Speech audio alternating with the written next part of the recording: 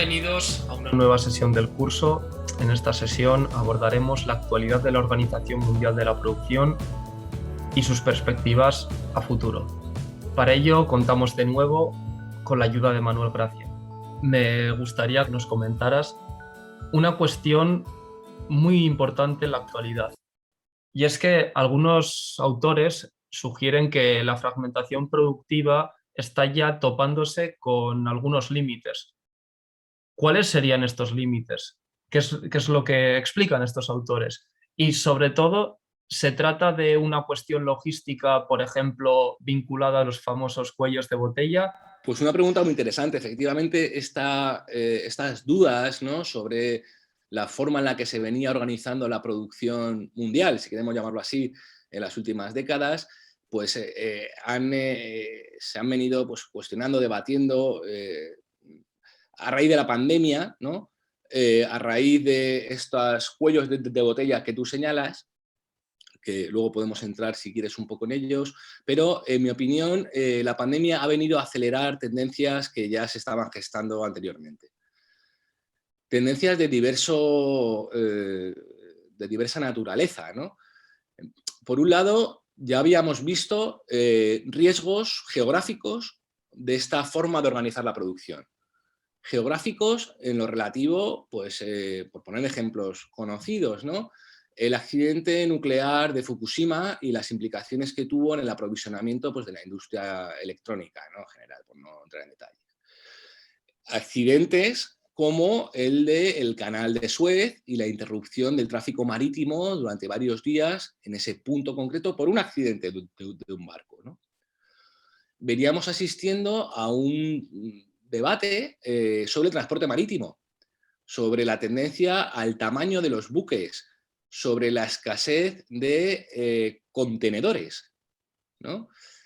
Y sobre la necesidad de obras o de remodelaciones importantes en infraestructuras marítimas, pues lo que tiene que ver con el calado, con la profundidad de los puertos, lo que tiene que ver con pues, por ejemplo, la anchura de obras tan faraónicas como puede ser el Canal de Panamá. Es decir, todas estas cuestiones ya se venían comentando.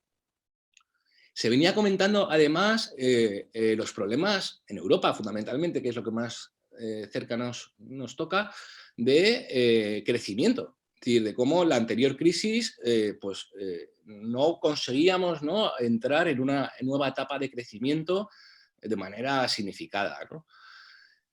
Estábamos además en un contexto, antes de la pandemia, de guerra comercial, como se ha venido a denominar, es decir, en el que Estados Unidos cuestiona el marco institucional en el que se ha venido desarrollando pues, todo esto que hemos estado comentando en las últimas décadas. Cuestiona el libre cambio. Podríamos debatir también, ¿no?, sobre hasta qué punto lo cuestiona o no, o qué elementos inciden en él, pero bueno, pero el contexto general era en el que eso estaba en debate. Habían vuelto los aranceles unilaterales, ¿no?, con lo cual el contexto, como digo, era ese. Y luego además estamos, ¿no?, creo que cada vez de manera más clara, pero insisto, ya antes de la pandemia, en una creciente importancia de la dimensión ecológica en los procesos productivos. Y esto tiene que ver con, evidentemente, con fuentes energéticas, tiene que ver con gestión de residuos, tiene que ver con impacto de los sistemas productivos en los ecosistemas. Quizá de manera más clara, ¿no?, esta cuestión de la contaminación concreta que se produce en un lugar, pero cada vez más se incorporaba la cuestión del transporte. En relación con esto, ¿qué importancia tiene la cuestión del transporte en estos límites que comentas? Ahora estamos hablando, pues es probable que buena parte de lo que estamos usando haya venido en transporte por barco, lo cual no deja de ser, pues, a veces sorprendente, ¿no?, en un mundo digital, de globalización, en el que tendemos a pensar pues, en cuestiones a veces futuribles, que ni siquiera existen, se nos olvidan las cuestiones materiales básicas, que todo lo digital tiene que ver con manufacturas concretas que se necesitan, y aquí podemos entrar en el tema de los semiconductores y las consecuencias que su escasez ha tenido en otros procesos de producción, pero como digo, requiere además que las mercancías se desplacen físicamente. Es decir, ¿no? Cuando compramos algo por internet y a golpe de clic nos lo traen a casa, pues esta mercancía físicamente se ha desplazado. Y ese desplazamiento genera una huella ecológica. A medida que esto se va incorporando y que es una preocupación en el debate, pues surgen las posibilidades, y más aún en un contexto de vuelta del proteccionismo, de la posibilidad de gravar los productos pues, en función de esa huella ecológica que ha generado su proceso. En este sentido, pues mercancías que se han movido desde más distancia podrían ser grabadas a su llegada a los mercados de destino frente a otras que han venido más cerca. Esto se está gestando, pero como digo, de esto ya se venía hablando antes de la pandemia. Claro, la pandemia, además, ha supuesto pues, una experiencia única en muchos sentidos y para muchas cuestiones, ¿no? Y en general las consecuencias de lo que es la interrupción podemos decir, del capitalismo mundial o de buena parte de los procesos, su interrupción súbita y luego el arranque. Y en esa interrupción y arranque hay factores pues, que pueden ser, seguro, coyunturales. De repente pues se acaban los pedidos de semiconductores, durante meses no hay pedidos porque se interrumpe la producción automotriz, por poner un ejemplo, y de repente hay una reactivación súbita. Además, en ese trayecto temporal han cambiado cosas. La digitalización pues, se ha acelerado, ¿no? Yo creo que la pandemia, esto también pues, ha sido muy comentado, pero yo suscribo plenamente esa tesis, es que ha venido seguro, desde luego que introduce cuestiones nuevas, ¿no? Como la crisis o la seguridad sanitaria, ¿no? O la dependencia de aprovisionamiento de insumos concretos, pero lo que ha venido en buena medida es a suponer una especie de máquina del tiempo en el sentido de acelerar procesos hacia el futuro. Y uno de ellos, claro, es la cuestión de la digitalización. Ejercicios como lo que estamos haciendo ahora eran factibles anteriormente, hoy en día son cotidianos. Nadie se sorprende pues, porque estemos aquí hablando a través de videoconferencia. El consumo pues, de equipamientos, de ordenadores, se ha acelerado, ¿no? Con lo cual eso es otro elemento, en este caso novedoso, vinculado con la pandemia, pero de manera indirecta, que ha venido a acelerar esta cuestión de la escasez. Podría haber más, ¿no? Por vincularlo también con cuestiones novedosas, todavía poco significativas, pero bueno, veremos hasta qué punto toda esta cuestión de las criptomonedas, que de nuevo vincula lo digital y aparentemente etéreo con cuestiones materiales. El impulso a la demanda de discos duros, de tarjetas gráficas, de elementos, ¿no?, necesarios para ese minado, pues se ha acelerado también de manera notable, con lo cual tenemos otro elemento novedoso y casi en este caso desvinculado de la pandemia, que está introduciendo un elemento pues, de tensión en estos mercados, en estos cuellos de botella que señalas. En tu opinión, ¿estaríamos ante los inicios de una especie de cambio de tendencia en la configuración de la producción internacional? ¿Qué sí puede transformar o estar ocurriendo? Aparte, pues, como comentaba, de la cuestión ecológica, ¿no? que en sí misma yo creo que es suficientemente contundente. Bueno, pues sí que puede estar, digamos, transformándose la concepción que las empresas y los países han tenido de esta percepción de los riesgos, ¿no? De esta expansión sin cuestionarla o sin identificarla incluso de los procesos productivos, de esta organización de la producción sin estocaje, porque es esperable que mañana pidamos y llegue mañana mismo el insumo que necesitamos. Claro, ahora conforme, y veremos hasta qué punto es coyuntural o estructural, pero no hay esa rapidez en el suministro. Por lo tanto, lo que antes te llegaba en, no sé, un mes, ahora te llega en 4 meses. No está tan garantizado que pasados esos 4 meses, o sea, la cuestión de la incertidumbre, ¿no? Si siempre es importante en economía, pues ahora se ha puesto todavía más de manifiesto, ¿no? Ni siquiera es garantizado que dentro de esos 4 meses eso pueda ocurrir. Entonces, todo esto sí que puede estar llevando a una transformación, en este caso de la cultura de la organización de la producción, pues que transforme algunos de los elementos que han guiado estas décadas previas que hemos estado comentando, ¿no? Si volviésemos a un mundo en el cual las empresas vuelven a incorporar estocajes, por lo tanto esta cosa del suministro, del flujo tenso ya no es tan presente, en el cual la dimensión ecológica adquiere relevancia, en el cual, otra cuestión que no hemos comentado anteriormente, pero se da otro valor a la dimensión laboral interconectada. Claro, esta idea de la cadena lo que pone de manifiesto también es las conexiones de los procesos. Lo hemos visto de manera clara en el caso textil.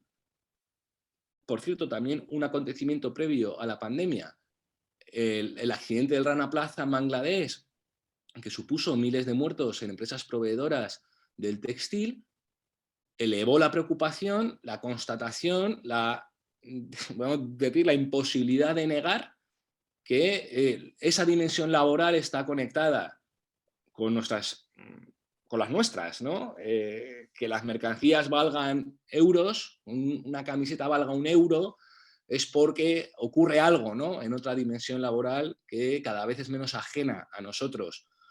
El conocimiento del incumplimiento de los derechos humanos, del uso del trabajo infantil, las condiciones de seguridad laboral, pues todo esto podría incorporar elementos de cuestionamiento de esa competencia. ¿Es justo que alguien que no tiene legislación laboral o que no la tiene tan avanzada como tú o que ciertos aspectos no los ve, compita libremente en la mercancía, en la venta del producto contra ti, que sí que lo haces? Bueno, pues igual que este cuestionamiento, ¿no? del impacto ecológico y la posibilidad de internalizar esos costes, pues se puede extender también o podría extenderse a la dimensión laboral. Claro, el problema es que esto transforma todo.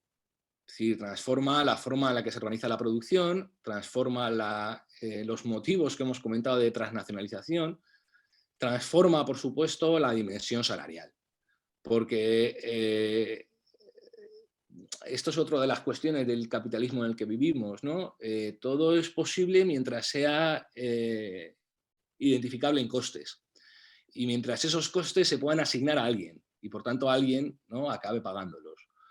Claro, si vamos a un contexto en el cual, como señalaba, la dimensión ecológica adquiere relevancia y su coste se internaliza o se refleja en el precio del producto final, lo que estamos es en un contexto en el cual esas camisetas de 1 euro pues van a ser más caras.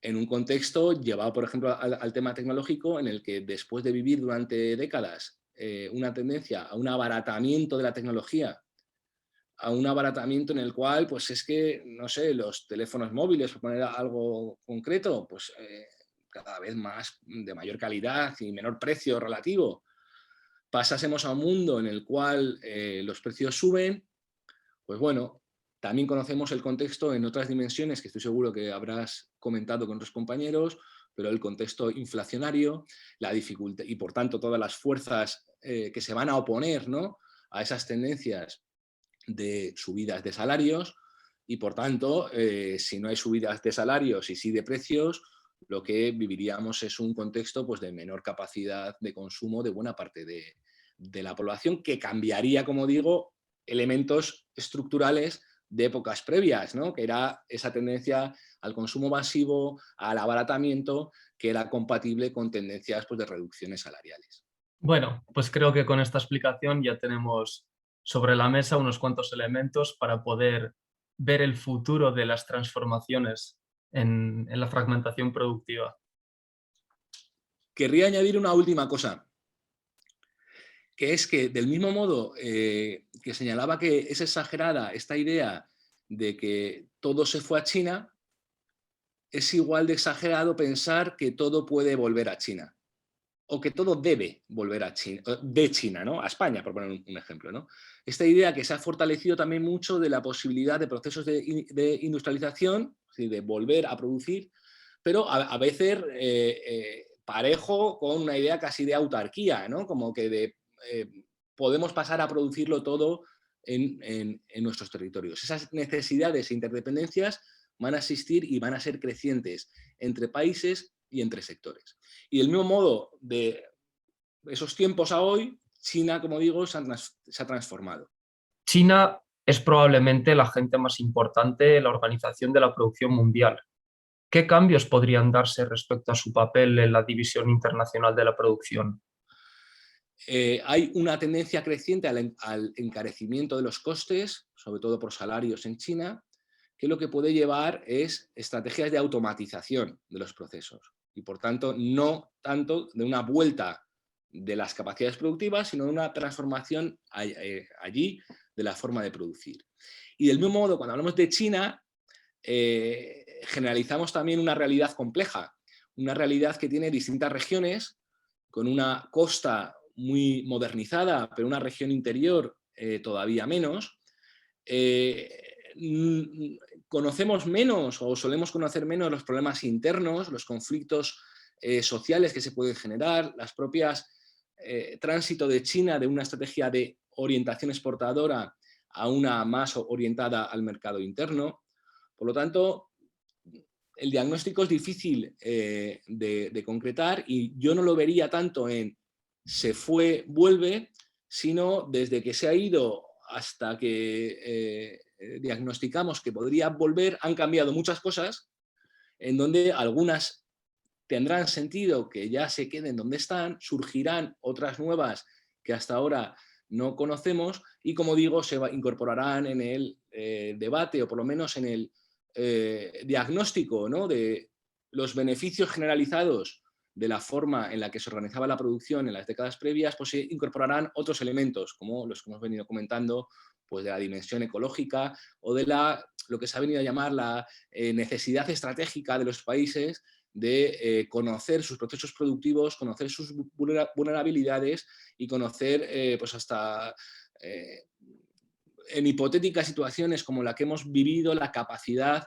de maniobra que pueden tener estos espacios nacionales. Claro, en un contexto de décadas de desaparición del concepto de política industrial, en el cual pues, se creía que la política industrial óptima era la no intervención y que el mercado distribuía de manera eficiente esas especializaciones productivas.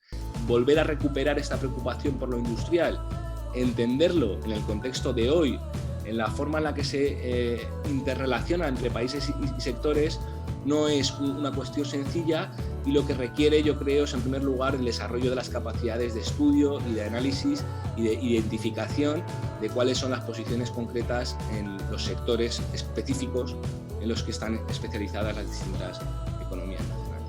Pues muchas gracias, Manu, y hasta pronto. Muchísimas gracias a vosotros.